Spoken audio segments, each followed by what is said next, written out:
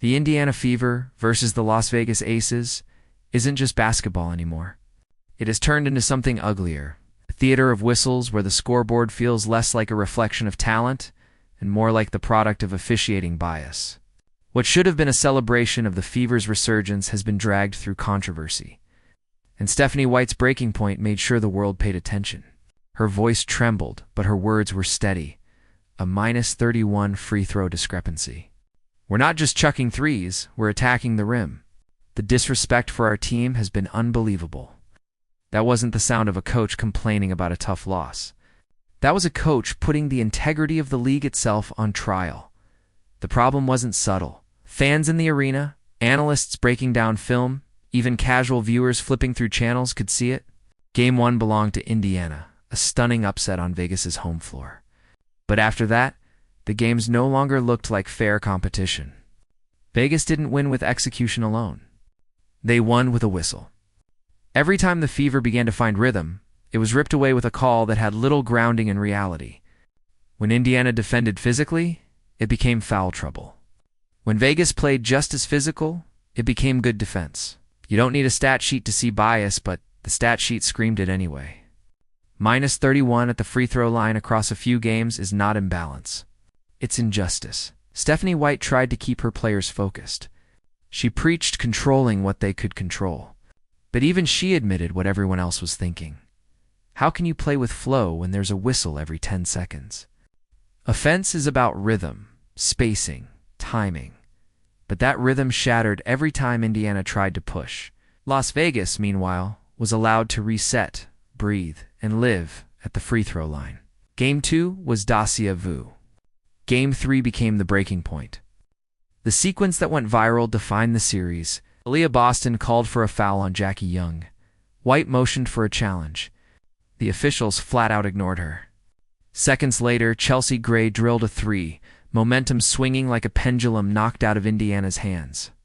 In a matter of moments, a fair game turned into a manipulated one. The crowd saw it, erupted in boos, and social media exploded with accusations of rigging. That's when this stopped feeling like mistakes and started looking like an agenda. Clips flooded timelines, dissecting every flop, every elbow, every invisible foul.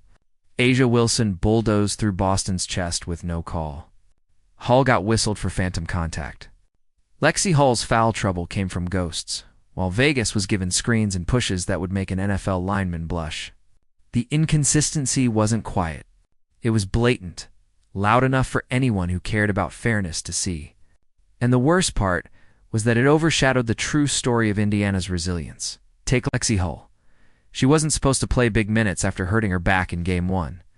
Every step looked painful, warm-up stiff, yet she turned in the best playoff performance of her career. 16 points, 10 rebounds, 4 assists, 2 blocks, a steal, and the kind of hustle plays that ignite a building. She dove on the floor, boxed out bigger bodies, and knocked down threes that gave Indiana hope when whistles drained the energy from the room. Gainbridge Fieldhouse knew what they were watching, a warrior refusing to break. And yet her night, her courage, her numbers were buried beneath conversations about officiating malpractice. That, in many ways, is the cruelest insult. A player's career performance reduced to a footnote because of refereeing incompetence. Contrast, Hall's grit with A'ja Wilson's struggles. The reigning MVP, the supposed face of dominance, went 3 quarters with only 1 basket. 1 for 11 at halftime, 6 for 20 overall. 13 points on 20 shots is not MVP level. It's barely starter level. But where Indiana had to live with their mistakes, Vegas never truly felt the sting of Wilson's brickfest. Jackie Young dropped 25. Chelsea Gray steadied the offense. Whistles kept Vegas afloat until they could lean on secondary scoring. Instead of punishing Wilson's inefficiency, officiating handed her lifelines. And when Becky Hammon complained that Wilson only shot 1 free throw in 38 minutes, the irony was so thick you could choke on it. Vegas lived at the line the entire series. Crying for more was insulting. The media played its role too, massaging Wilson's failures with talk of all-around impact, spinning her misses into praise for her rebounding and defense. What they ignored was the real story. Aaliyah Boston outplaying her straight up. Boston forced low-percentage looks, clogged the lane, and proved her dominance possession after possession. Wilson didn't just have an off night. She was neutralized. But instead of crediting Boston, the narrative bent to protect the league's chosen star. That is why Stephanie White's words matter so much. They slice through spin and expose the truth. This is no longer just about the Indiana Fever. This is about the league's credibility. Without Caitlin Clark, without the Fever's revival, without fans packing arenas and driving record-breaking ratings, the WNBA wouldn't be sitting in this spotlight. Yet instead of ensuring fairness, the league office is silent while referees tilt games and the defending champions are shielded. Stephanie White's call for a league-wide investigation wasn't frustration. It was survival. If the WNBA doesn't address this, they risk losing the very audience that has elevated them to relevance. Think about it. Fans who tuned in for Clark's magic are now seeing her hacked with no whistles while opponents flop their way to freebies. Boston, a generational big, is punished for clean defense, while stars on the other end bulldoze unchecked.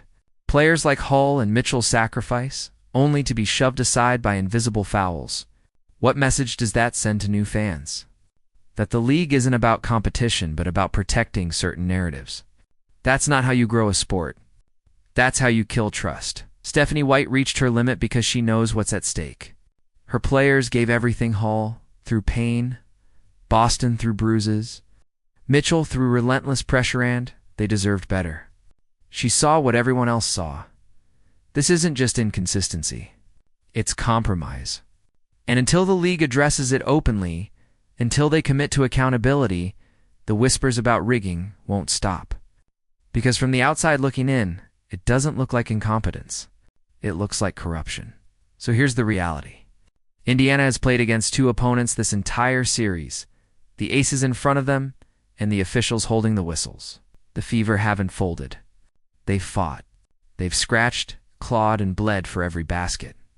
But their story, their rise, their resilience has been stolen by stripes. That's why White's outburst mattered. Because someone inside the system finally said what fans have been screaming for months. The WNBA doesn't just need better officiating. It needs an investigation, a reckoning. Clean slate to prove it values integrity as much as growth. Till then, every whistle, every missed review, every phantom foul will hang over this league like a cloud. And every time fans see A'ja Wilson flopping her way to the line while Boston eats phantom fouls, they'll remember Stephanie White's words. It's egregious. And she's right. This isn't basketball. This is theft, playing out in front of millions.